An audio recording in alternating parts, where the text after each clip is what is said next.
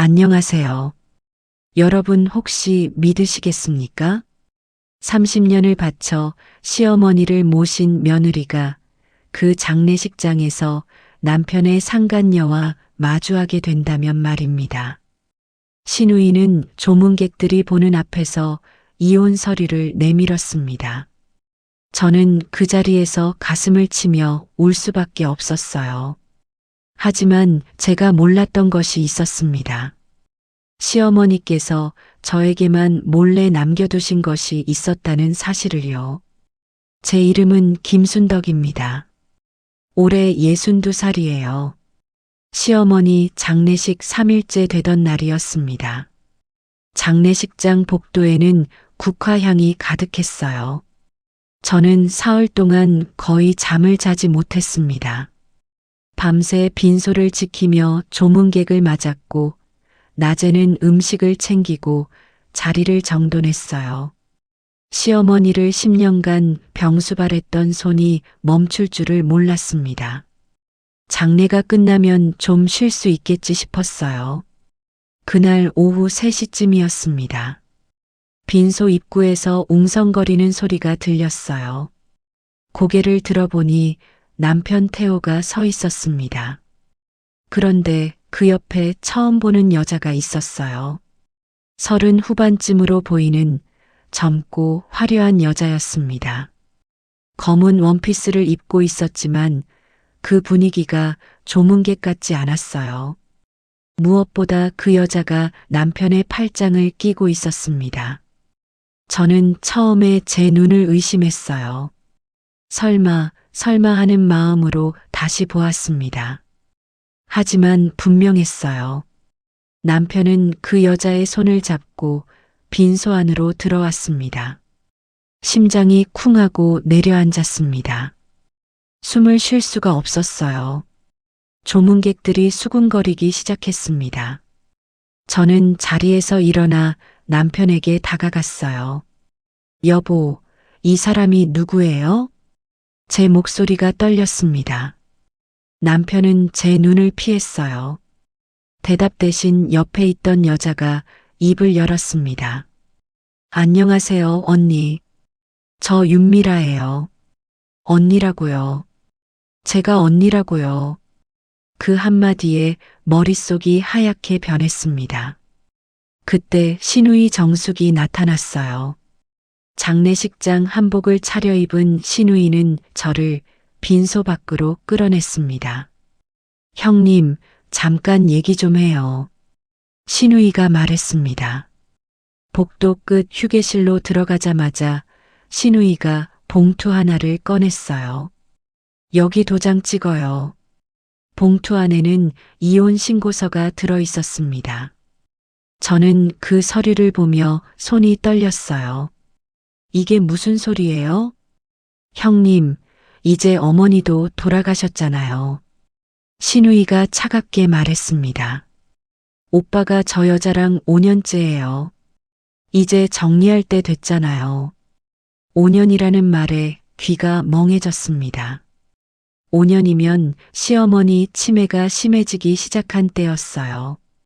제가 밤낮 없이 시어머니 기저귀를 갈고 약을 먹이고 욕창이 생기지 않게 몸을 뒤집어들이던 그 시간 동안 남편은 다른 여자와 함께였던 겁니다.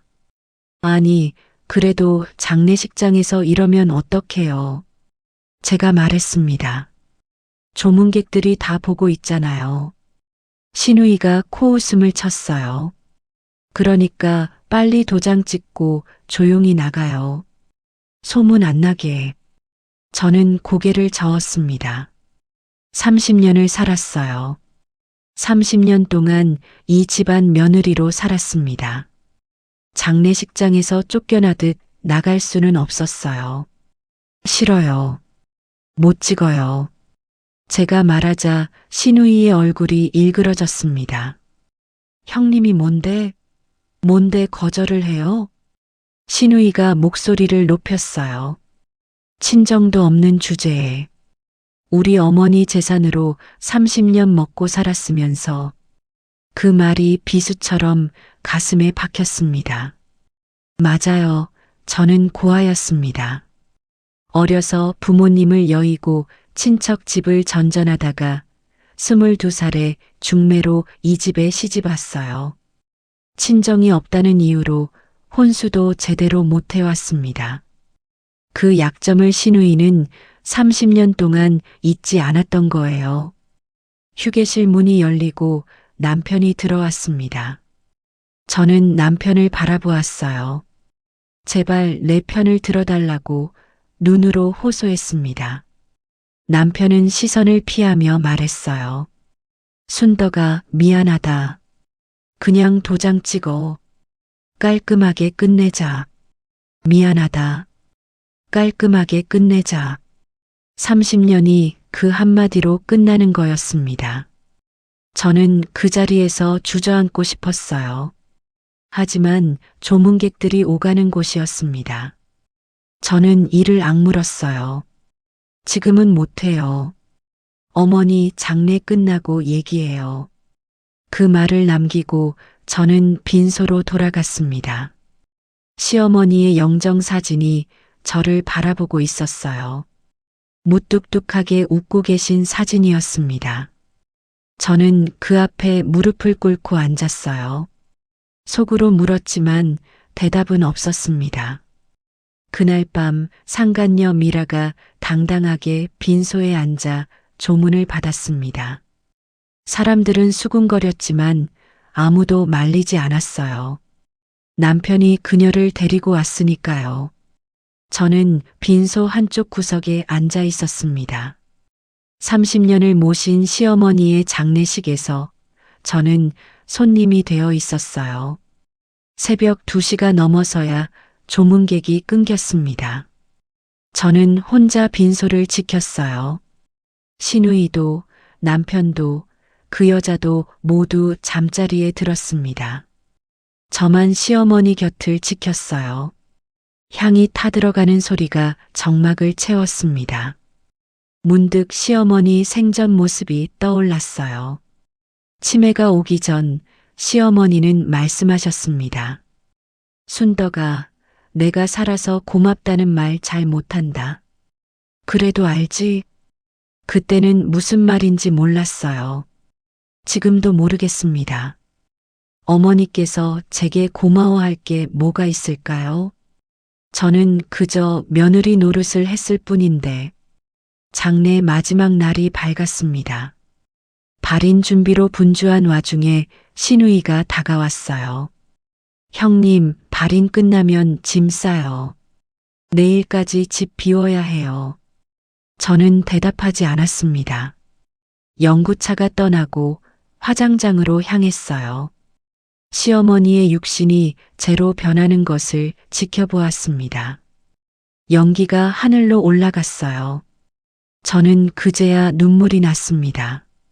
30년이 끝났구나. 이 집에서의 제 삶이 끝났구나. 장지에서 돌아오는 길, 저는 버스를 타지 않았어요. 그 집으로 돌아가기 싫었습니다. 어디로 가야 할지 몰랐어요. 친정도 없고 갈 곳도 없었습니다. 저는 장례식장 근처 버스 정류장 벤치에 앉았어요. 하늘을 올려다보았습니다. 구름 한 점 없이 맑은 날이었어요. 시어머니 돌아가신 날도 이렇게 맑았습니다. 가슴이 터질 것 같았어요. 30년을 바쳤는데 새벽마다 일어나 밥을 짓고 빨래를 하고 온 식구 뒷바라지를 했는데 시어머니가 쓰러지신 뒤로는 하루도 제대로 잠을 자지 못했어요. 그런데 이게 끝이라니. 장례식장에서 쫓겨나듯 나오다니. 저는 가슴을 쳤습니다. 소리 없이 울었어요. 지나가던 사람들이 힐끗 쳐다보았지만 상관없었습니다. 30년 동안 참아왔던 눈물이 쏟아졌어요. 한참을 울고 나서야 정신이 들었습니다. 어느새 해가 지고 있었어요. 저는 무거운 몸을 일으켰습니다. 어디로 가야 하나? 주머니를 뒤졌어요. 지갑에는 현금 3만 원이 전부였습니다. 카드도 있었지만 그건 남편 명의였어요.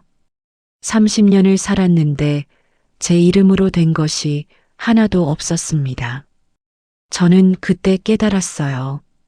신우이 말이 맞았다는 것을, 제 이름으로 된 거 하나 없다는 것을. 그날 밤 저는 장례식장 근처 찜질방에서 잤습니다. 9천 원을 내고 들어간 그곳이 제 첫 번째 피난처였어요. 찜질방 바닥에 누워 잠을 청했지만 쉽게 오지 않았습니다. 천장을 바라보며 30년 전 일이 떠올랐어요. 제가 이 집에 시집 오던 날이었습니다. 22살 저는 고아였어요. 7살에 부모님을 여의고 이모집, 고모집을 전전했습니다. 고등학교도 겨우 졸업하고 공장에 다녔어요. 그러다 중매쟁이 소개로 박태호라는 남자를 만났습니다. 시골에서 농사 짓는 집안이라고 했어요. 장남이고 부모님을 모시고 산다고 했습니다. 저는 상관없었어요. 가족이 생긴다는 것, 그것만으로도 충분했습니다. 결혼식도 간소하게 치렀어요. 친정에서 해줄 사람이 없으니 혼수도 이불 몇 채가 전부였습니다. 시어머니는 첫 만남부터 뚱한 표정이셨어요. 친정이 없다며? 고아라고? 그 한마디에 저는 고개를 숙였습니다. 예, 어머니. 시어머니는 한숨을 쉬셨어요. 괜찮다. 들어와 살아. 그게 환영 인사였습니다. 시집살이는 그날부터 시작됐어요. 첫날 밤 남편과 신방을 치르고 일어나니 새벽 4시 반이었습니다. 부엌에서 소리가 나길래 내려가 보니 시어머니가 아궁이에 불을 떼고 계셨어요. 저를 보시더니 말씀하셨습니다. 맏며느리가 시어머니보다 늦게 일어나면 되겠니? 저는 다음 날부터 새벽 4시에 일어났습니다. 아궁이에 불을 지피고 밥을 짓고 국을 끓였어요. 식구가 7이었습니다. 시부모님, 시누이 셋, 남편 저. 7명 밥을 짓고 반찬을 차리는 게 보통 일이 아니었어요. 밥은 가마솥에 했습니다. 불 조절을 잘못하면 서리거나 타버렸어요. 처음 몇 달은 매일 혼났습니다. 어느 날이었어요. 밥이 좀 질게 됐습니다. 시어머니가 수저를 내려놓으시더니 제 이마에 밥풀을 붙이셨어요. 이게 밥이야? 죽이야? 식구들이 보는 앞이었습니다. 남편도 시누이들도 아무 말 없이 밥을 먹었어요. 저는 이마에 밥풀을 붙인 채 식사 시중을 들었습니다. 눈물이 나려는 것을 꾹 참았어요. 울면 더 혼났으니까요. 그 뒤로 저는 밥을 잘못 짓지 않았습니다. 새벽같이 일어나 쌀을 씻고 물양을 정확히 맞추고 불을 지켜보았어요. 한겨울에도 찬물에 손을 담갔습니다. 손이 트고 갈라졌어요. 시어머니가 핸드크림을 주신 적은 없었습니다. 빨래도 손으로 했어요.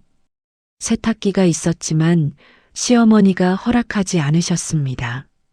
세탁기 돌리면 전기세 나와. 손으로 해. 이불 호청, 작업복, 속옷까지 전부 손빨래였어요. 겨울에는 손이 곱아서 움직이지 않았습니다. 그래도 참았어요. 며느리니까, 가족이 생겼으니까. 용돈은 없었습니다. 남편 월급은 시어머니가 관리하셨어요. 저한테는 생활비만 주셨는데 장을 보고 나면 영수증을 제출해야 했습니다. 단 100원이라도 차이가 나면 추궁을 받았어요.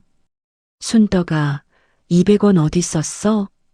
처음에는 모욕적이었습니다. 하지만 익숙해졌어요. 제 것이라고는 없었으니까요. 화장품도 옷도 액세서리도 시누이들은 유행하는 옷을 사 입었지만 저는 시어머니가 물려주신 옷을 입었습니다. 결혼 10년 차에 아이가 생기지 않았어요. 시어머니가 말씀하셨습니다. 고아 출신이라 그런가. 자궁이 안 좋은 거 아냐? 저는 병원에 가보았습니다. 의사는 제게 이상이 없다고 했어요. 오히려 남편 쪽 문제일 수 있다고 했습니다. 하지만 그 말은 참아 못했어요. 그 뒤로 시어머니의 구박이 심해졌습니다. 무슨 년이 자식도 못 낳아? 밥값도 못해. 저는 그 말을 들을 때마다 가슴이 무너졌어요. 하지만 참았습니다. 갈 곳이 없었으니까요. 그래도 한 번은 이런 일이 있었어요. 제가 감기로 알아누웠을 때였습니다.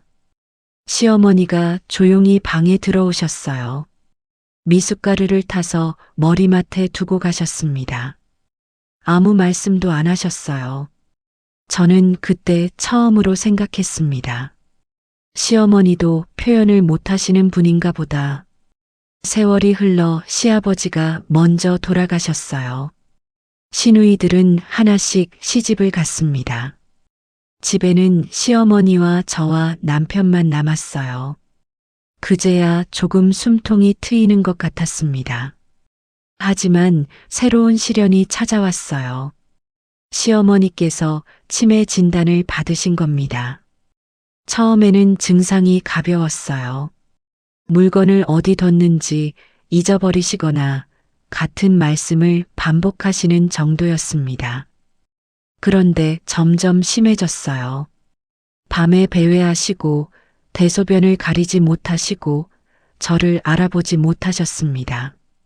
어떤 날은 저를 보며 소리치셨어요. 누구야? 도둑이야. 나가. 그런 날은 마음이 찢어지는 것 같았습니다. 병수발은 온전히 제 몫이었어요. 남편은 일한다는 핑계로 새벽에 나가서 밤늦게 들어왔습니다. 시누이들은 명절에만 잠깐 얼굴을 비추고 갔어요. 형님, 어머니 좀 잘 모셔야지. 그 말 한마디 남기고요. 저는 10년을 그렇게 살았습니다.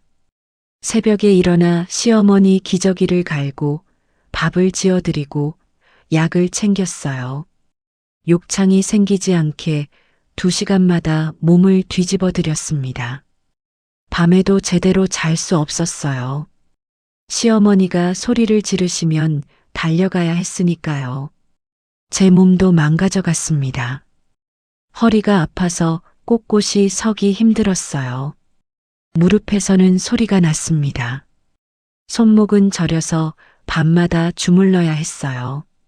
그래도 병원 한 번 제대로 가지 못했습니다. 돈이 없었어요. 남편에게 말해도 들은 척도 안 했습니다. 차마. 나중에. 그 나중에는 오지 않았어요. 지금 생각해보면 그때부터였던 것 같습니다. 남편이 바람을 피우기 시작한 게요. 새벽에 나가서 밤늦게 들어오던 남편. 주말에도 일한다며 나가던 남편. 저는 몰랐어요. 시어머니 병수발에 눈코 뜰 새가 없었으니까요. 어느 날 남편 와이셔츠에서 여자 향수 냄새가 났습니다. 이상하다 싶었지만 피곤해서 넘어갔어요. 지금 생각하면 그때 알았어야 했는데 너무 바보 같았습니다. 시어머니께서 돌아가시기 한 달 전 일이에요. 그날은 정신이 또렷하신 날이었습니다. 저를 부르시더니 손을 잡으셨어요. 순떡아. 예, 어머니. 내가 너한테 못되게 굴었지? 저는 고개를 저었습니다. 아니에요, 어머니. 시어머니가 희미하게 웃으셨어요. 거짓말. 다 알아. 그리고 말씀하셨습니다. 내가 살아서 고맙다는 말 잘 못한다. 그래도 알지? 저는 그 말씀이 무슨 뜻인지 몰랐어요. 그냥 치매 때문에 하시는 말씀인 줄 알았습니다. 예, 어머니. 알아요. 그렇게 대답했어요. 시어머니가 제 손을 꼭 쥐셨습니다. 순덕아, 네 인생 살아야 해. 알겠지? 그게 시어머니가 제게 하신 마지막 또렷한 말씀이었어요. 그 뒤로는 다시 저를 알아보지 못하셨습니다. 한 달 뒤 시어머니는 새벽에 조용히 숨을 거두셨어요. 제가 곁을 지키고 있었습니다. 마지막 순간까지 손을 잡아드렸어요. 시어머니 손이 점점 차가워지는 걸 느꼈습니다. 저는 그때 생각했어요. 이제 좀 쉴 수 있겠구나. 30년 시집살이가 끝났구나.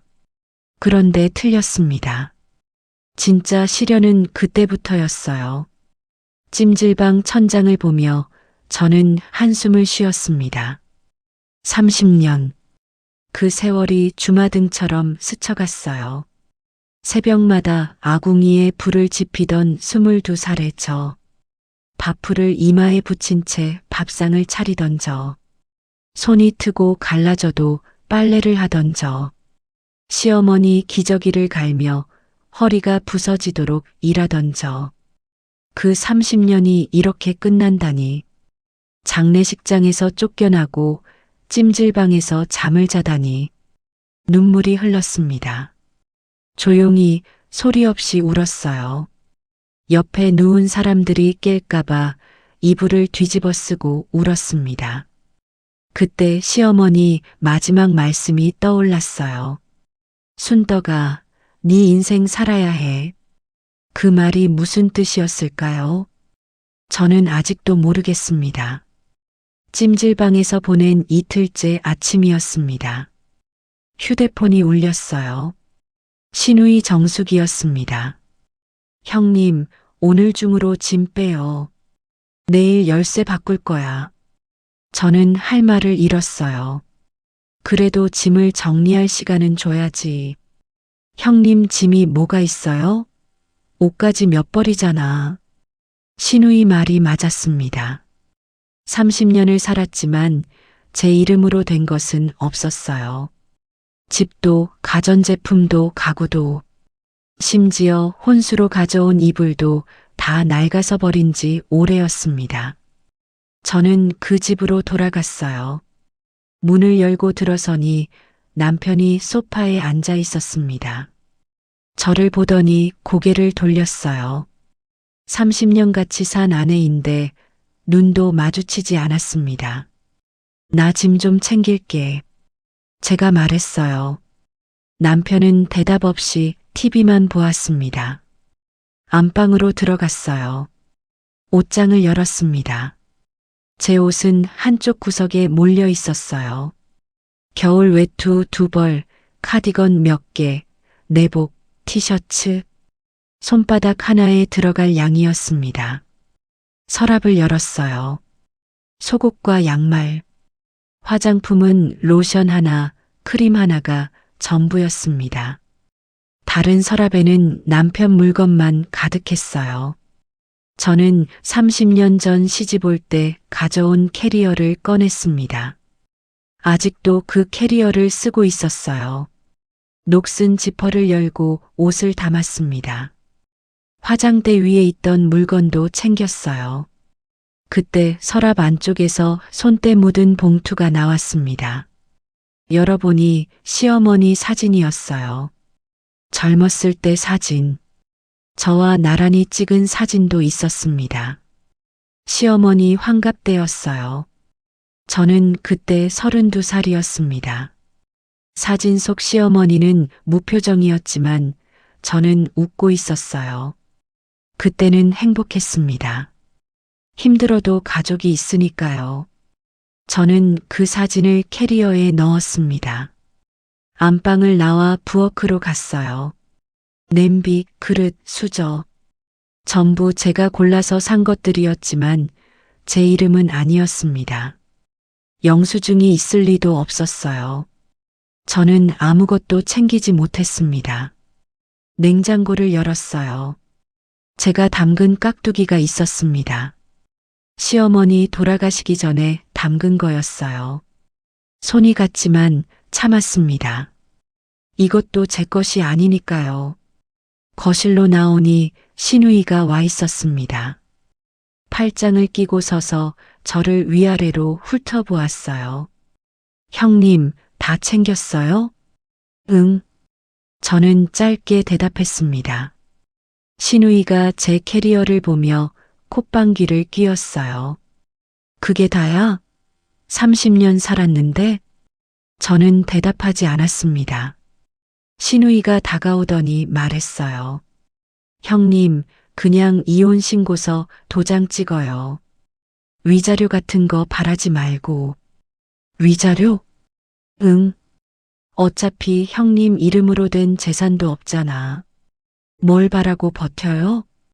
저는 신우이를 바라보았습니다. 이 사람이 30년간 형님, 형님 부르던 사람인가.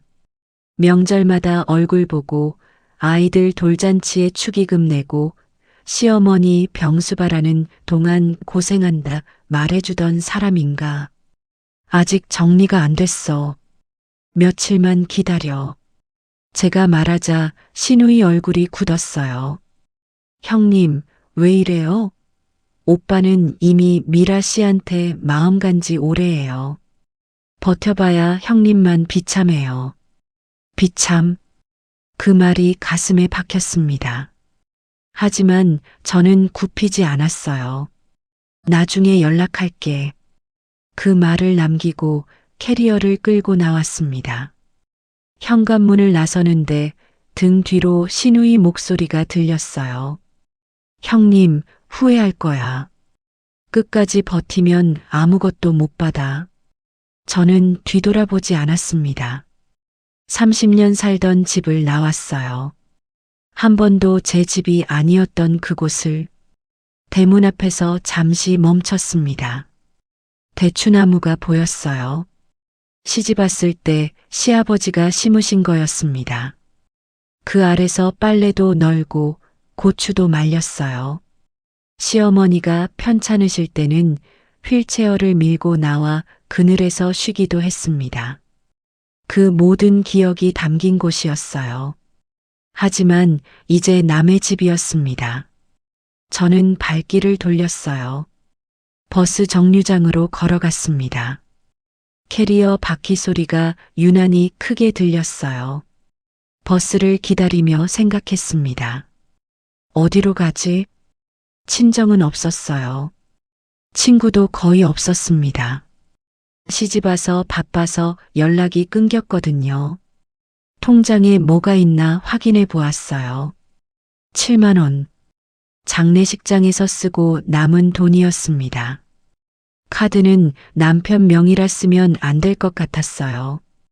7만 원으로 얼마나 버틸 수 있을까? 버스가 왔습니다. 저는 그냥 아무 버스나 탔어요. 어디로 가는지도 모르고 탔습니다. 창밖을 보며 생각했어요. 30살에 이 도시로 왔습니다. 남편 직장을 따라왔어요. 시골 시댁을 떠나 이사 왔을 때는 좋았습니다. 시어머니도 함께였지만 그래도 나아졌어요. 아파트에 살면서 세탁기도 쓰게 됐고 가스레인지로 밥을 했으니까요.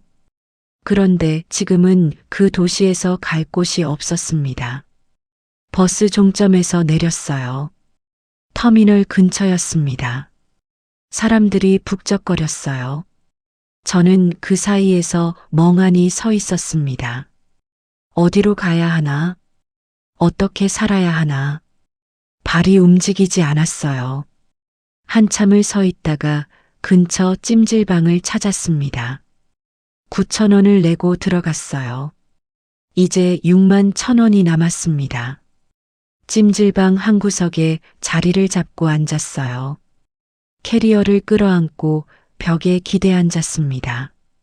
옆에서는 모르는 사람들이 코를 골며 자고 있었어요.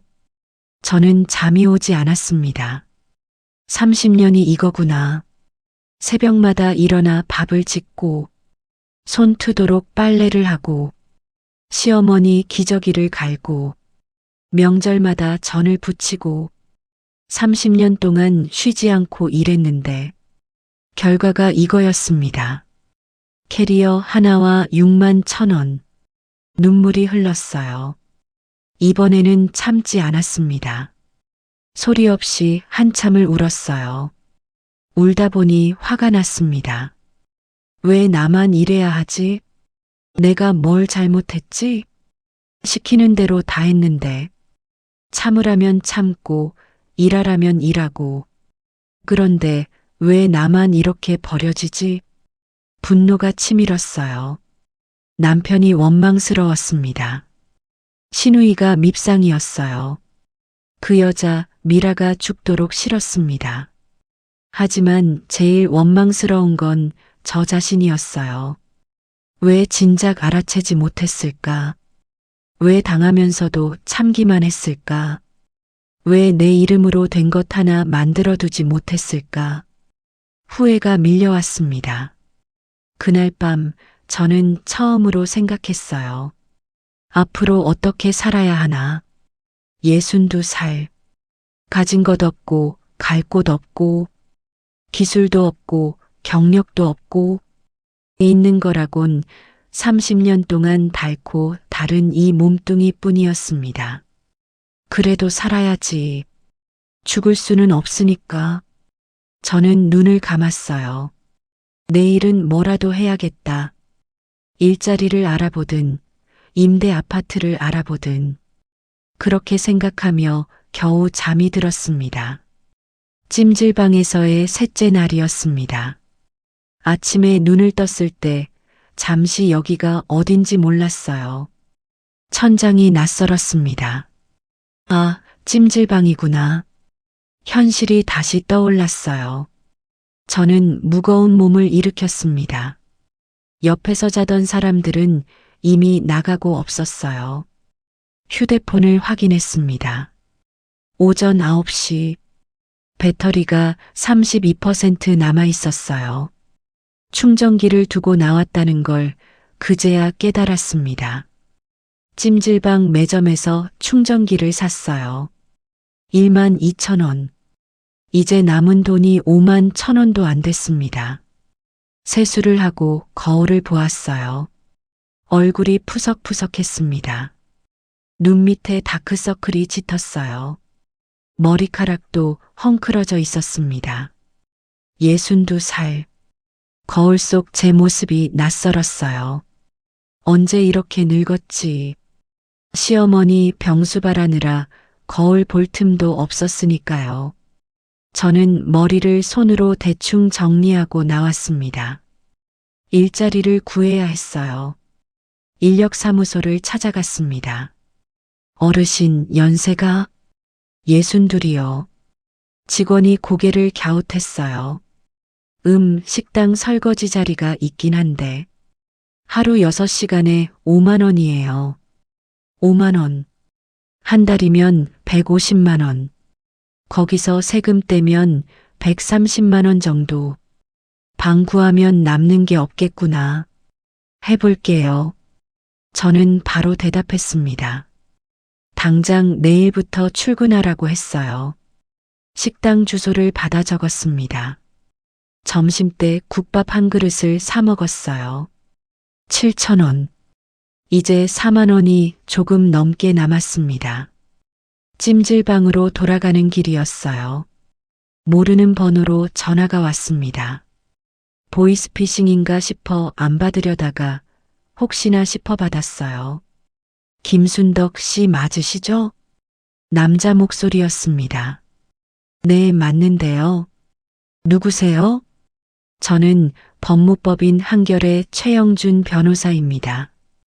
변호사라는 말에 가슴이 철렁했어요. 신우이가 소송이라도 걸은 건가? 무슨 일이신데요? 고 이말순 여사님 건으로 연락드렸습니다. 시어머니 이름이었어요. 시어머니요? 무슨 일인데요? 전화로 말씀드리기 어려운 내용입니다.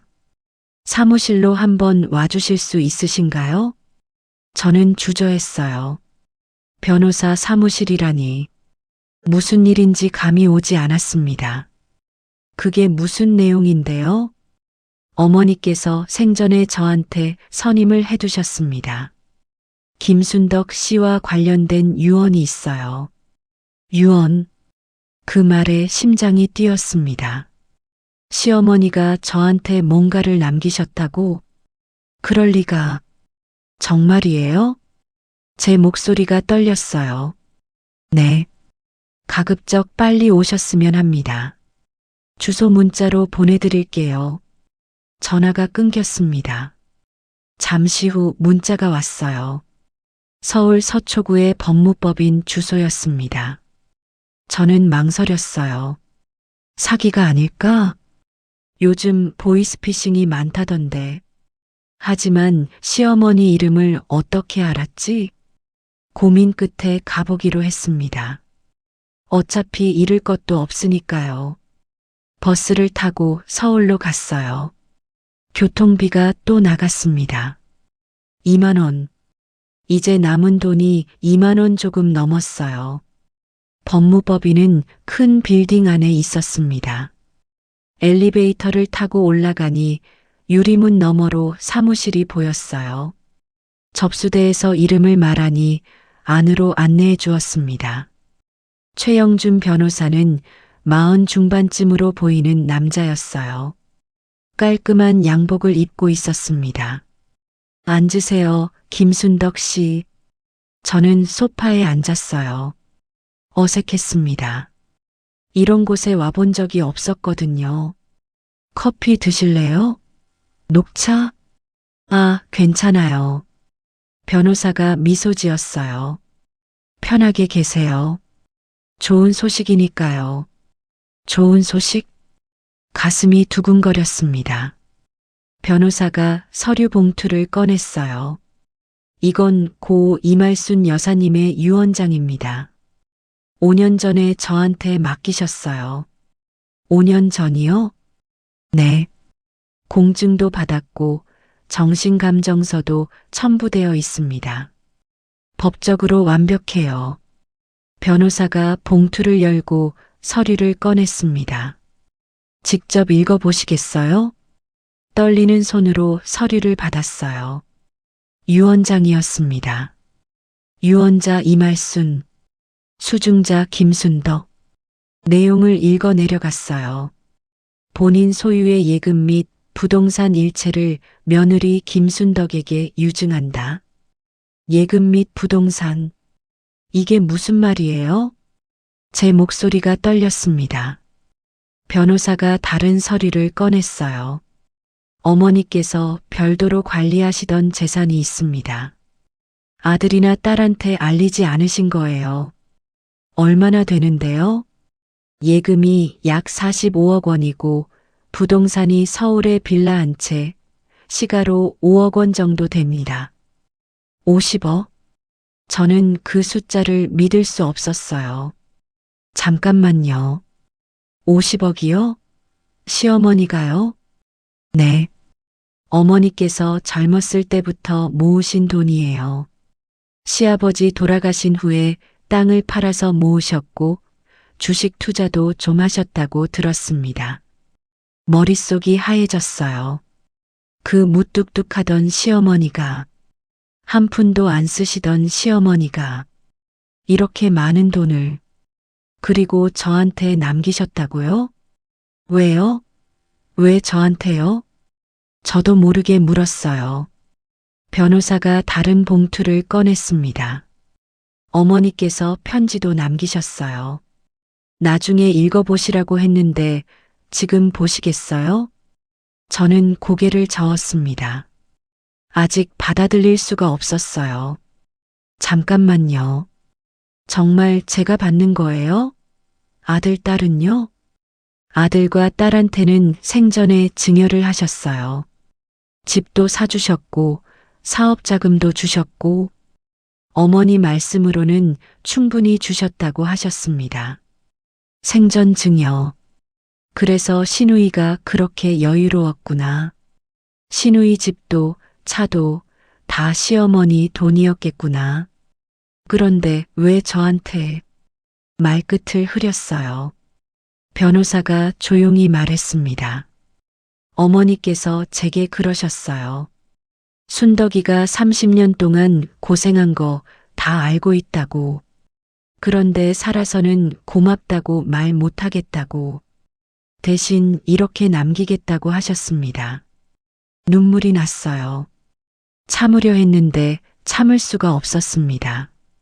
시어머니가, 그 무뚝뚝하고 까칠하던 시어머니가 저를 알아보고 계셨구나.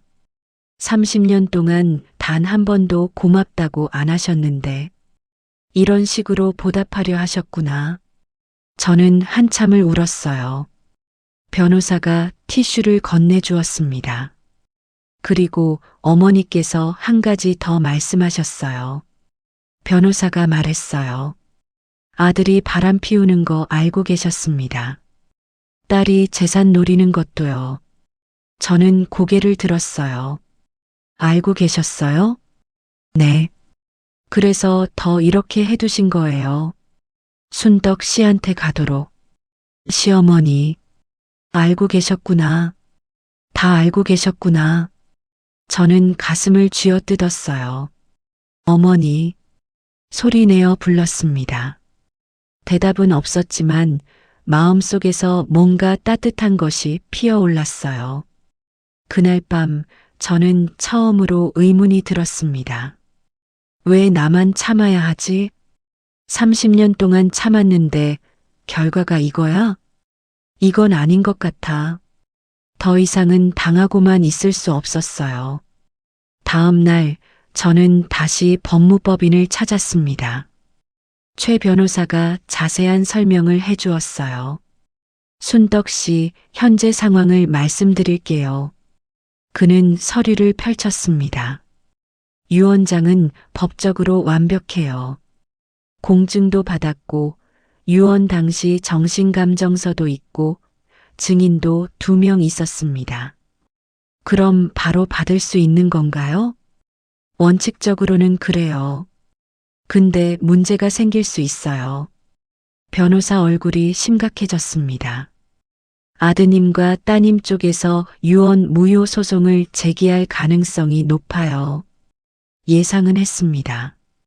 신우이 성격에 가만히 있을 리가 없었거든요. 무효 소송이요? 네. 어머니께서 치매셨잖아요. 그걸 근거로 유언 당시 의사 능력이 없었다고 주장할 거예요. 근데 5년 전이잖아요. 그때는 치매가 심하지 않았는데. 맞아요. 그래서 정신감정서를 받아두신 거예요. 어머니께서 다 대비하셨어요. 시어머니가 대단하셨구나. 저는 새삼 놀랐습니다. 그리고 하나 더요. 변호사가 말했어요. 아드님이 혼인 중 바람을 피웠잖아요. 위자료 청구할 수 있어요. 위자료요? 네. 상간녀한테도 손해배상 청구 가능하고요. 증거가 있으면 좋은데. 증거. 저는 생각했어요. 증거가 뭐가 있을까? 결혼식 사진이 있어요. 문득 떠올랐습니다. 결혼식이요? 장례식장에 그 여자가 왔잖아요. 사람들이 봤어요. 그건 정황 증거밖에 안 돼요. 더 확실한 게 있으면 좋겠는데. 저는 기억을 더듬었어요. 그때 휴대폰이 떠올랐습니다. 남편 휴대폰에 뭔가 있을 수도 있어요. 근데 제가 볼 수가 없잖아요. 그건 어려워요. 불법이 되니까. 변호사가 잠시 생각하더니 말했어요. 혹시 남편분이 신용카드 내역 같은 거 공유한 적 있어요? 없어요. 돈 관리는 남편이 다 했어요. 그럼 소송 과정에서 자료 제출 요청을 해야겠네요. 복잡한 이야기였습니다. 하지만 변호사가 차근차근 설명해 주었어요. 순덕 씨, 제가 전략을 말씀드릴게요. 변호사가 종이를 꺼내 적기 시작했습니다. 첫째, 유언장 무효 소송에 대비해서 증거를 정리합니다. 정신감정서, 공증 영상, 증인 진술서. 영상도 있어요? 네. 어머니께서 유언하시는 장면을 녹화해 두셨어요. 대단하셨다. 정말 다 준비해 두셨구나. 둘째, 남편분의 부정행위에 대해 위자료 청구를 합니다. 이혼 소송과 함께요. 제가 이혼 소송을 해요? 네. 순덕 씨가 먼저 하시는 게 좋아요. 주도권을 가져야 합니다. 저는 고개를 끄덕였어요. 어차피 이혼은 피할 수 없었습니다. 셋째, 상간녀한테 손해배상 청구합니다. 혼인 파탄의 책임이 있으니까요. 그 여자한테서 돈을 받을 수 있어요? 받을 수 있어요. 금액은 상황에 따라 다르지만 보통 3천만 원에서 5천만 원 정도 나와요. 돈이 중요한 게 아니었습니다. 그 여자가 장례식장에서 보여준 당당함. 그게 밉상이었어요. 넷째, 재산분할 문제인데요. 변호사가 말했어요. 남편분 재산은 별로 없을 거예요. 어머니 재산으로 살았으니까.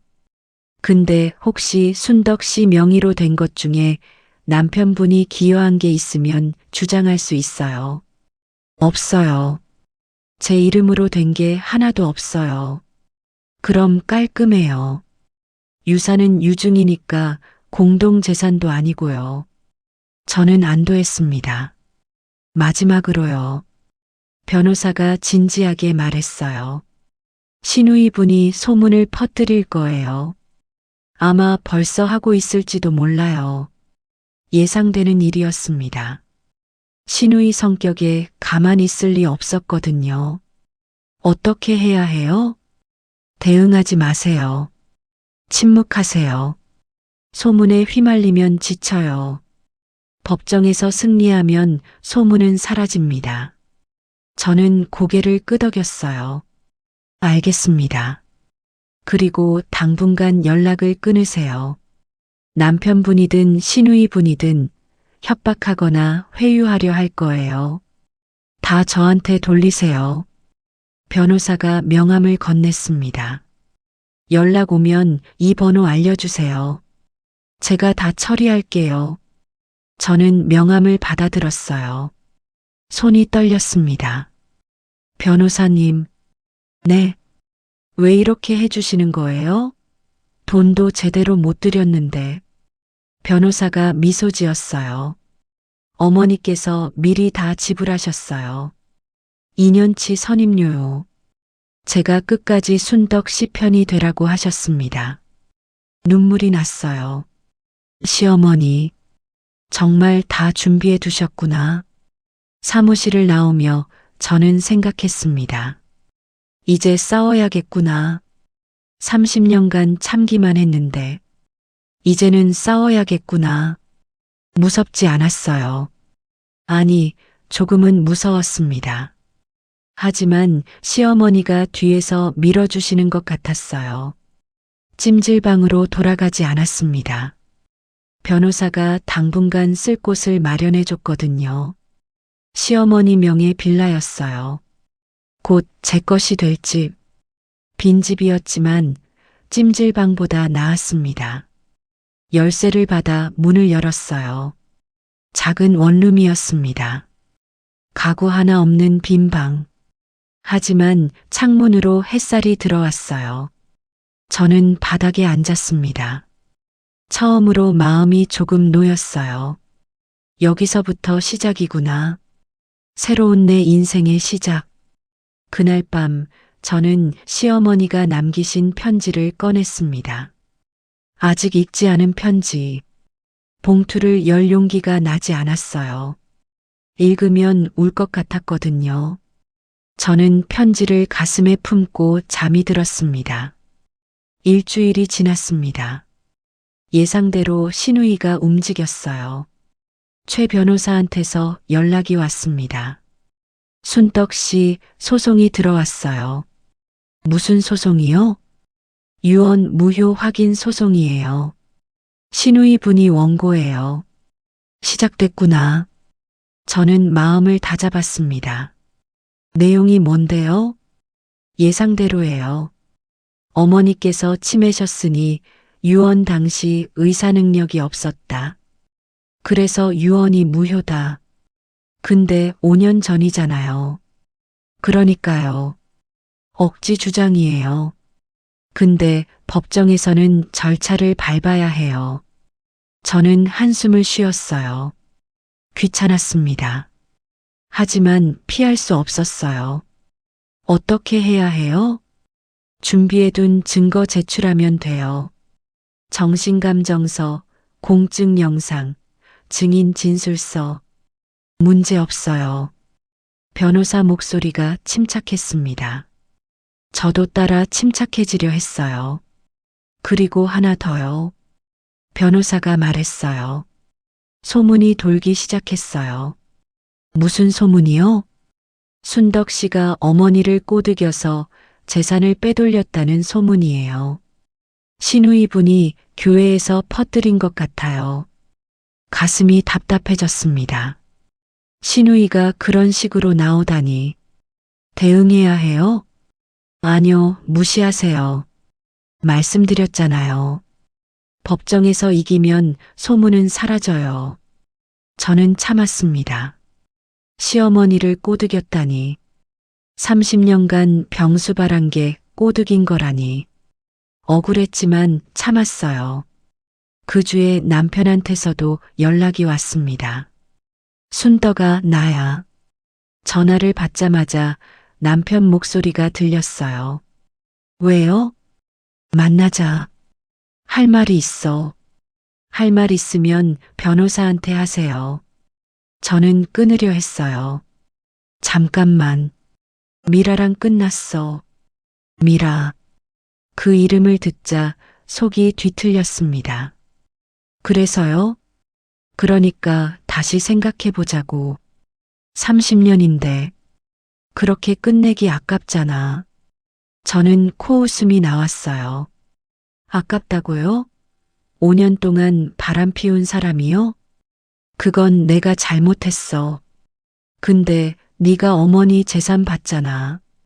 그러면 우리가 그 순간 알았어요. 이 사람은 재산 때문에 연락한 거구나. 미라랑 끝난 게 아니라 재산이 탐이 나서 온 거구나. 변호사한테 연락하세요. 저는 전화를 끊었습니다. 손이 떨렸어요. 분노 때문이었습니다. 30년 같이 살았는데 저 사람 눈에는 돈밖에 안 보이는 거구나. 저는 창밖을 바라보았습니다. 해가 지고 있었어요. 문득 시어머니 말씀이 떠올랐습니다. 아들이 바람 피우는 거 알고 있었다. 그래서 이렇게 해두신 거였구나. 시어머니도 아셨던 거예요. 아들이 어떤 사람인지. 그래서 저한테 남기신 거였어요. 다음 날 신우이가 직접 찾아왔습니다. 초인종이 울렸어요. 문을 열어보니 신우이가 서 있었습니다. 어떻게 여기를 알았어요? 다 알 수 있지. 신우이가 안으로 들어왔어요. 허락도 없이 들어와서 집안을 둘러보았습니다. 여기가 우리 엄마 집이었네. 나가요. 여긴 제 집이에요. 네 집? 아직 네 집 아냐. 소송 중이잖아. 신우이가 비웃듯이 말했어요. 형님 말 좀 해요. 할 말 없어요. 그래도 들어. 5억 받고 합의해. 그게 형님한테 좋아. 5억. 50억 중에 5억. 저는 고개를 저었어요. 싫어요. 왜? 5억이면 평생 먹고 살잖아. 어머니가 저한테 주신 거예요. 제가 받을 거예요. 신우이 얼굴이 일그러졌습니다. 형님이 뭔데? 피 한 방울 안 섞인 남이잖아. 그 말에 가슴이 찢어지는 것 같았어요. 남. 30년 같이 살았는데 남이라니. 나가요. 저는 문을 열었습니다. 나가기 전에 하나만 더 얘기할게.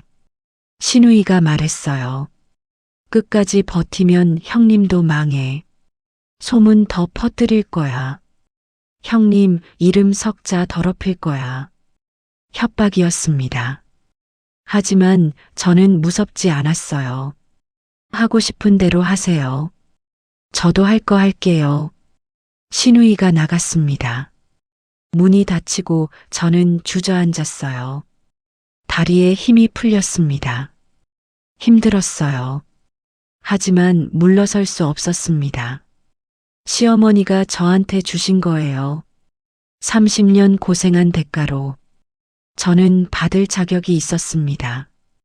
그날 밤 저는 변호사에게 전화했어요. 신우이가 찾아왔어요. 5억으로 합의하자고. 뭐라고 하셨어요? 거절했어요. 잘하셨어요. 변호사 목소리가 따뜻했습니다.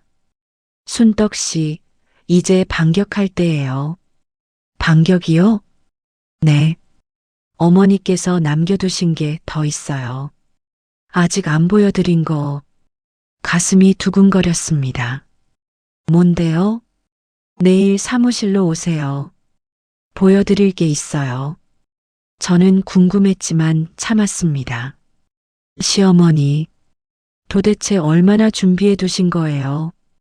그날 밤 저는 편지를 꺼내 들었습니다. 이제 읽어볼 때가 된 것 같았어요.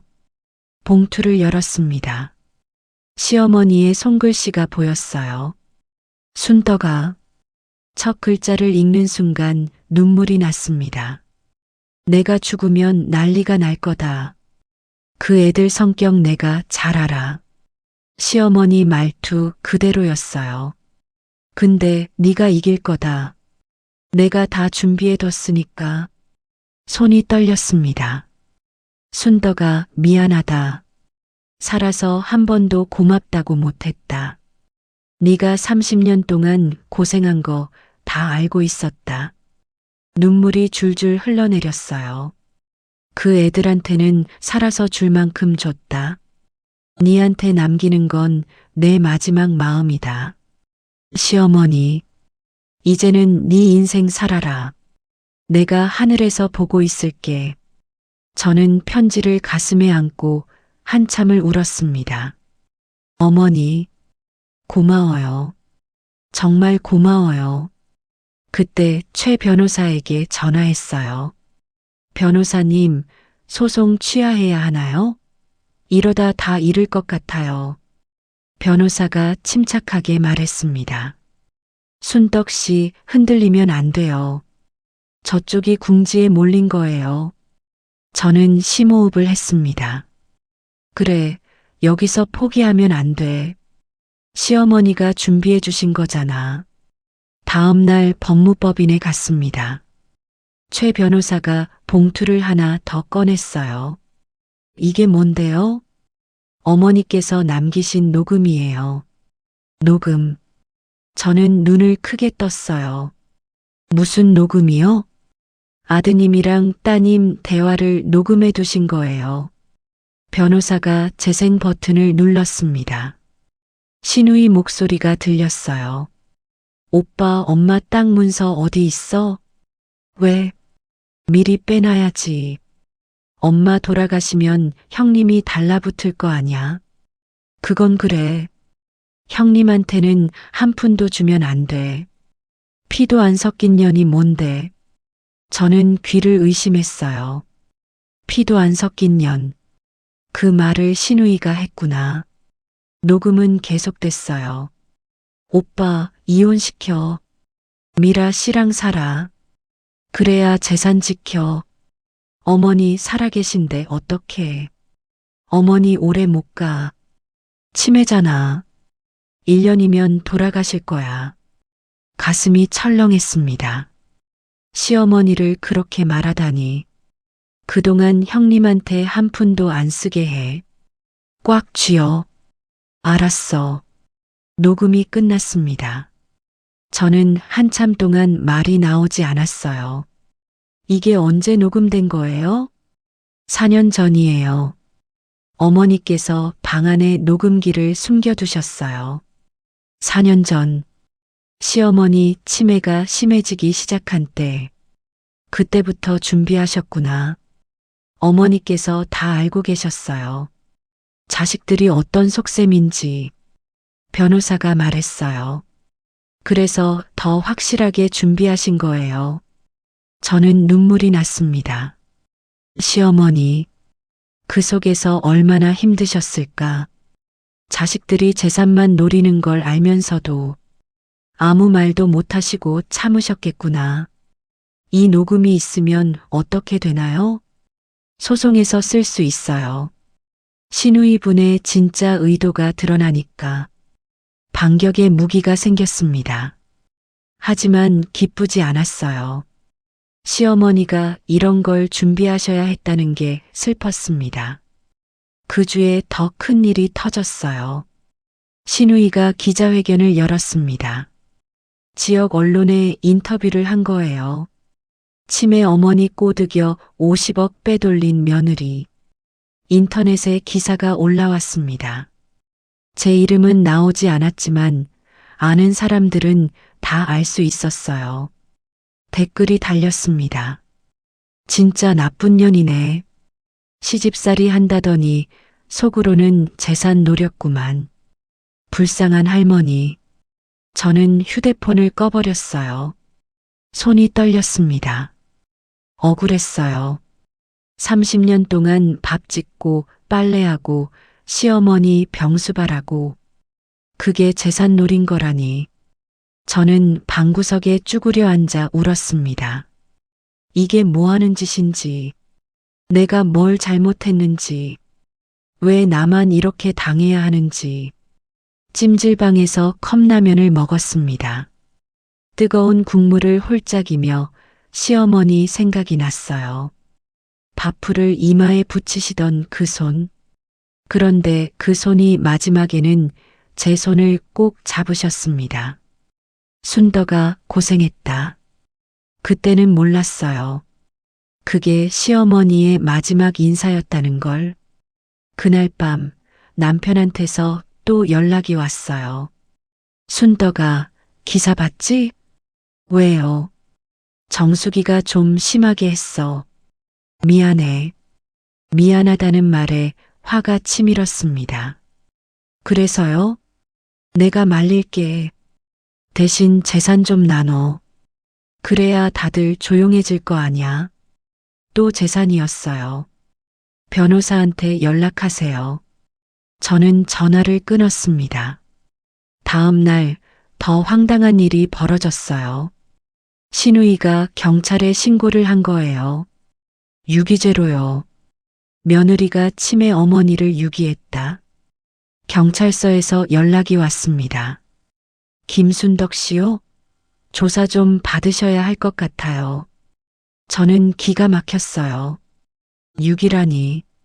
10년 동안 밤낮 없이 병수발한 게 유기라니. 최 변호사와 함께 경찰서에 갔습니다. 조사관이 물었어요. 어머님을 방치한 적 있으십니까? 없습니다. 10년 동안 제가 돌봤어요. 신고자 측에서는 어머님이 영양실조 상태였다고 하던데요. 거짓말이에요. 어머니 병원 기록 보시면 알아요. 변호사가 서류를 제출했습니다. 시어머니 병원 기록, 요양보호사 기록, 의사 소견서. 조사관이 서류를 보더니 고개를 끄덕였어요. 알겠습니다. 일단 참고로 접수하고 조사해 보겠습니다. 경찰서를 나오며 저는 울었습니다. 이렇게까지 하나. 저 사람들이 이렇게까지 하나. 변호사가 말했어요. 순덕 씨, 힘드시죠? 네. 너무 힘들어요. 저쪽도 궁지에 몰린 거예요. 그래서 이렇게 막 나가는 거예요. 변호사가 제 어깨를 두드렸습니다. 조금만 참으세요. 거의 다 왔어요. 저는 고개를 끄덕였어요. 하지만 마음이 무거웠습니다. 시어머니, 이게 맞는 건가요? 이렇게까지 싸워야 하나요? 그날 밤 저는 시어머니 편지를 다시 읽었어요. 순덕아, 네가 이길 거다. 내가 다 준비해뒀으니까. 시어머니 목소리가 들리는 것 같았습니다. 포기하지 마라. 네 인생이야. 저는 눈물을 닦았어요. 포기하지 않을게요. 어머니가 준비해 두신 거니까. 끝까지 갈게요. 경찰 조사는 무혐의로 끝났습니다. 시어머니 병원 기록을 보면 오히려 건강 관리가 잘 되어 있었거든요. 신우이의 허위 신고가 드러난 거예요. 하지만 저는 지쳐 있었습니다. 기사 댓글, 소문, 경찰 조사, 몸도 마음도 달아 있었어요. 어느 날 밤이었습니다. 잠이 오지 않아 창밖을 보고 있었어요. 달이 밝았습니다. 문득 30년 전 일이 떠올랐어요. 시집 오던 날 밤, 시어머니가 제 방에 오셨습니다. 순덕아, 예, 어머니. 고아라며? 예. 시어머니가 한참 저를 보셨어요. 그리고 말씀하셨습니다. 들어왔으니 잘해봐라. 그게 전부였어요. 환영도 아니고 거부도 아니고 그냥 그런 말씀이셨습니다. 저는 그때부터 열심히 했어요. 잘해야 한다고 생각했습니다. 가족이 생겼으니까, 버려지면 안 되니까. 30년 동안 그렇게 살았어요. 버려지지 않기 위해. 그런데 결국 버려졌습니다. 남편한테, 시누이한테. 저는 쓸모를 다하면 버려지는 존재였던 거예요. 눈물이 흘렀습니다. 서글펐어요. 그때 시어머니 유언장이 떠올랐습니다. 시어머니는 저를 버리지 않으셨어요. 살아서는 말 못하셨지만 이렇게 남겨주셨습니다. 시어머니도 외로우셨겠구나. 자식들이 재산만 노리는 걸 알면서 며느리한테 고맙다고 말 못하면서 속으로 얼마나 답답하셨을까. 저는 시어머니 사진을 꺼내 보았어요. 무뚝뚝한 표정. 하지만 지금은 다르게 보였습니다. 그 표정 뒤에 뭐가 있었는지 알 것 같았어요. 어머니, 저는 사진에 말했어요. 제가 이길게요. 어머니가 주신 거니까. 마음이 단단해지는 것 같았습니다. 다음 날 법무법인에서 연락이 왔어요. 순덕 씨, 재판 날짜 잡혔어요. 언제요? 2주 후요. 유언 무효 소송이에요. 드디어 기다리던 날이 왔습니다. 재판 전날 저는 시어머니 무덤에 갔어요. 납골당이었습니다. 시어머니 사진 앞에 섰어요. 어머니, 내일 재판이에요. 말을 꺼내니 눈물이 났습니다. 어머니가 주신 거 지킬게요. 걱정 마세요. 바람이 불었어요. 마치 시어머니가 대답하시는 것 같았습니다. 그날 밤 저는 깊이 잠들었어요. 오랜만에 편하게 잔 것 같았습니다. 재판 당일 아침, 저는 단정하게 옷을 차려입었어요. 시어머니가 사주셨던 옥색 한복이었습니다. 시어머니 환갑 때 선물로 받은 거예요. 그게 제가 가진 유일한 좋은 옷이었습니다. 법원에 도착하니 시누이가 먼저 와 있었어요. 남편도 왔습니다. 시누이가 저를 보더니 비웃듯이 말했어요. 형님, 그 옷 우리 엄마가 사준 거잖아. 어휴? 저는 대답하지 않았습니다. 법정에 들어갔어요. 긴장되었습니다. 손에 땀이 났어요. 판사가 들어오고 재판이 시작됐습니다. 시누이 측 변호사가 먼저 말했어요. 어머니는 치매 환자였습니다. 유언 당시 의사 능력이 없었습니다. 증거로 시어머니 치매 진단서를 제출했어요. 우리 측 변호사가 반박했습니다. 유언은 치매 진단 전에 작성되었습니다. 당시 정신감정서가 있습니다. 정신감정서를 제출했어요. 신우이 측이 다시 주장했습니다. 정신감정서가 조작되었을 가능성이 있습니다. 조작이라니 어이가 없었어요. 우리 측 변호사가 말했어요. 공증 당시 영상이 있습니다. 재판부에서 확인해 주십시오. 영상이 재생됐습니다. 화면에 시어머니가 나타났어요. 5년 전 시어머니. 치매 진단 전이라 훨씬 또렷하셨어요. 시어머니가 카메라를 보며 말씀하셨습니다. 나 이말순이야. 내 재산 전부를 며느리 김순덕에게 준다. 목소리가 또렷했어요. 아들하고 딸한테는 살아서 줄 만큼 줬어. 순덕이한테는 이거 주고 싶어. 시어머니가 잠시 멈추셨습니다. 순덕아, 고생 많았다. 짧은 말씀이었어요. 하지만 저는 눈물이 쏟아졌습니다. 법정이 조용해졌어요. 신우이 얼굴이 굳었습니다. 판사가 말했어요. 피고 측, 더 주장할 것 있습니까? 신우이 측 변호사가 우물쭈물했어요. 저기요, 그게. 판사가 끄덕였습니다. 알겠습니다. 판결은 추후 선고하겠습니다. 재판이 끝났어요. 법정을 나오는데 신우이가 다가왔습니다. 형님, 이게 끝이 아니야. 저는 신우이를 바라보았어요. 처음으로 당당하게 눈을 마주쳤습니다. 정수가 신우이를 이름으로 불렀어요. 처음이었습니다. 어머니가 다 알고 계셨어. 네가 한 말, 네가 한 짓. 신우이 얼굴이 하얗게 변했어요. 무슨 소리야? 녹음 있어. 땅 문서 빼돌리려던 거, 나한테 한 푼도 주지 말라던 거.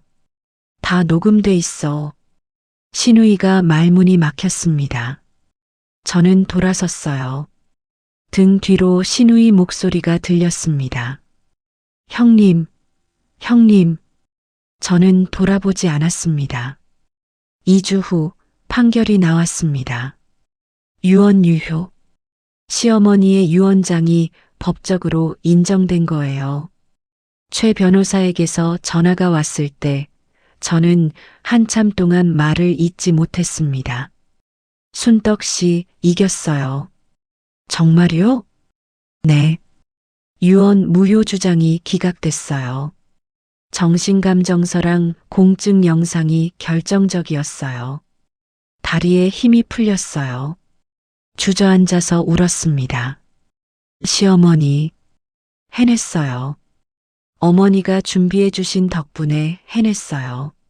하지만 끝이 아니었습니다. 이혼 소송이 남아 있었어요. 그리고 위자료 청구도요. 한 달 후 이혼 재판이 열렸습니다. 법정에 남편이 앉아 있었어요. 5년간 만나온 상간녀 미라도 왔습니다. 증인으로 출석한 거예요. 저는 남편을 바라보았어요. 30년 같이 산 사람. 처음 만났을 때는 듬직해 보였습니다. 말수는 적지만 성실한 사람이라고 생각했어요. 그런데 지금은 낯선 사람이었습니다. 저를 피해 눈길을 돌리는 그 모습이. 재판이 시작됐어요. 우리 측 변호사가 증거를 제출했습니다. 남편의 카드네요. 소송 과정에서 확보한 거예요. 피고는 5년간 외도를 해왔습니다. 카드 내역을 보시면 호텔, 식당, 선물 구입이 반복됩니다. 변호사가 내역을 읽어 내려갔어요. 호텔비, 명품 가방, 해외여행. 저한테는 용돈 한 푼 안 주면서 그 돈으로 다른 여자한테 명품을 사줬구나. 가슴이 무너지는 것 같았어요. 하지만 울지 않았습니다. 이제는 울 때가 아니었어요. 상간녀 미라가 증인석에 섰습니다. 판사가 물었어요. 증인은 피고와 언제부터 교제를 시작했습니까? 미라가 대답했어요. 5년 전이요. 피고가 유부남인 것을 알고 있었습니까? 네, 알고 있었어요. 당당했습니다. 저를 한번 쳐다보더니 눈을 피하지도 않았어요. 그럼에도 교제를 계속한 이유는요? 사랑했으니까요. 사랑. 그 말에 코웃음이 나올 뻔했어요. 돈이 없으면 떠날 사람이 사랑이라니. 우리 측 변호사가 반대 신문을 했습니다. 증인은 피고에게 금전적 지원을 받은 적 있습니까? 생활비 정도는요. 카드 내역에 따르면 5년간 총 2억 원 이상의 지출이 있었습니다. 이게 생활비입니까? 미라 얼굴이 굳었어요. 그건 증인은 피고가 유산을 받게 되면 결혼할 계획이었습니까? 침묵이 흘렀습니다. 미라가 대답하지 않았어요. 변호사가 서류를 제출했습니다. 이건 증인이 피고에게 보낸 문자입니다.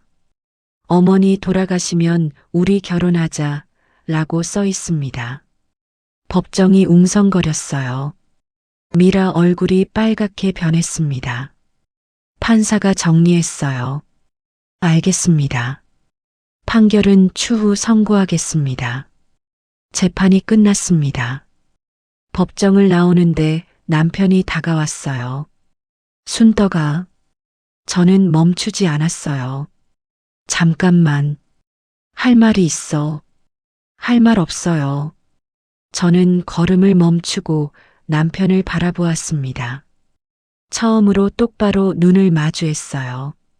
당신이 5년 전에 뭐 했는지 알아요? 남편이 눈을 피했어요. 내가 어머니 기저귀 갈 때 당신은 그 여자랑 호텔에 있었어요. 순떡아, 그게 30년이에요. 30년 동안 살았어요. 목소리가 떨렸지만 멈추지 않았습니다. 근데 당신 눈에 나는 없었어요. 처음부터 없었어요. 남편이 고개를 숙였어요. 미안해. 미안하다는 말. 30년 만에 처음 듣는 진심 어린 사과였을지도 몰라요. 하지만 너무 늦었습니다. 이제 끝이에요. 저는 돌아섰어요. 등 뒤로 남편 목소리가 들렸지만 돌아보지 않았습니다. 2주 후 판결이 나왔어요. 이혼 허가, 위자료 2억 원. 남편의 부정행위가 인정된 거예요. 상간녀 미라에게도 손해배상 5천만 원이 선고됐습니다. 시어머니 유산 50억과 별개로 제가 받아낸 돈이었어요. 최 변호사가 말했습니다. 순덕 씨, 다 끝났어요. 네, 끝났네요. 저는 창밖을 바라보았어요. 해가 지고 있었습니다. 30년이 끝났구나. 새로운 시작이구나. 그날 밤 저는 시어머니 편지를 다시 읽었어요. 순덕아, 네 인생 살아라. 이제 살 수 있겠어요, 어머니. 제 인생을요. 1년이 지났습니다. 저는 서울 외곽의 작은 아파트에서 살고 있어요.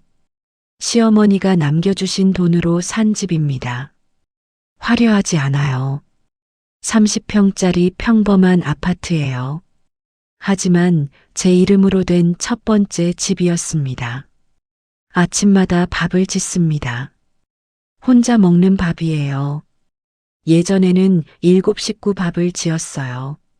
새벽 4시에 일어나서 가마솥에 밥을 안 치고 밥이 질면 밥풀을 이마에 붙였고 30년 동안 그렇게 살았습니다.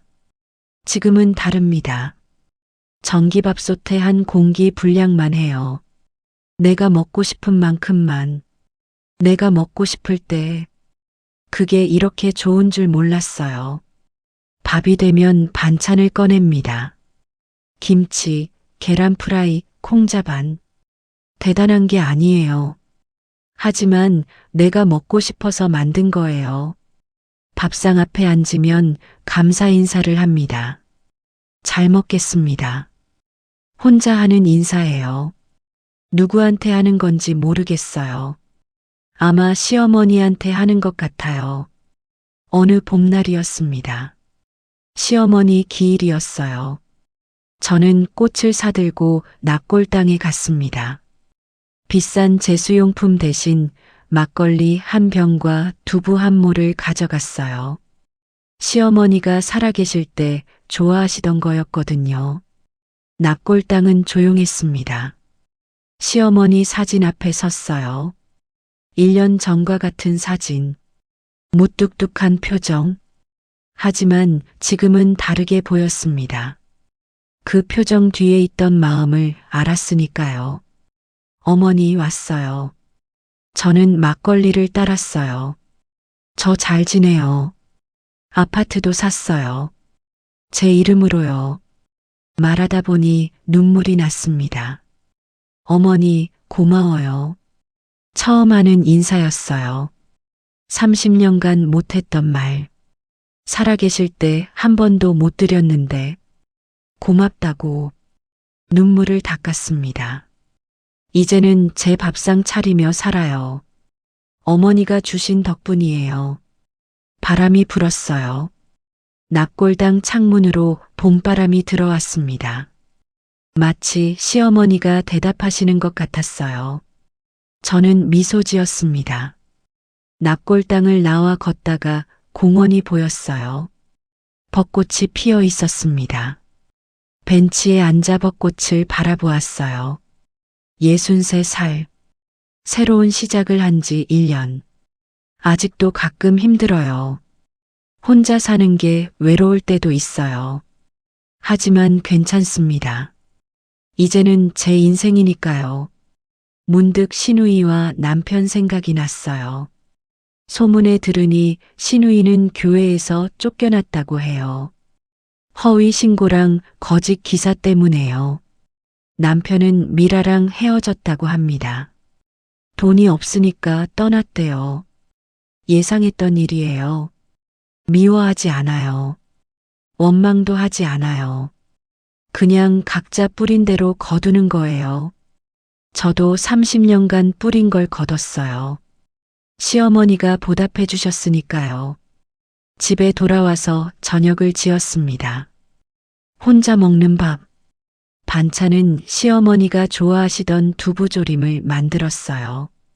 밥상 앞에 앉아 시어머니 사진을 바라보았습니다.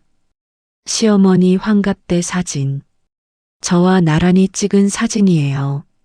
어머니, 같이 먹어요. 혼잣말을 했습니다. 밥을 한 숟갈 떠서 입에 넣었어요. 맛있었습니다. 제가 지은 밥, 제가 만든 반찬, 제 밥상. 30년 동안 남의 밥상을 차렸어요. 이제야 제 밥상을 차립니다. 늦었지만 늦지 않았어요. 시어머니가 그러셨잖아요. 네 인생 살아라. 이제 살고 있어요, 어머니. 저는 창밖을 바라보았습니다. 해가 지고 있었어요.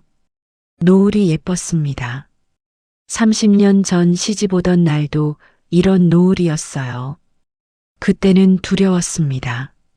새 가족이 생긴다는 설렘보다 버려지면 안 된다는 두려움이 컸어요. 지금은 다릅니다. 두렵지 않아요. 버려져도 괜찮아요. 제가 저를 지킬 수 있으니까요. 첫째, 묵묵히 쌓은 진심은 반드시 알아보는 사람이 있습니다. 둘째, 피보다 진한 것은 함께한 세월입니다. 셋째, 당신의 헌신에는 반드시 가격이 있습니다. 여러분, 혹시 지금 힘드신가요? 참고 있는 게 있으신가요?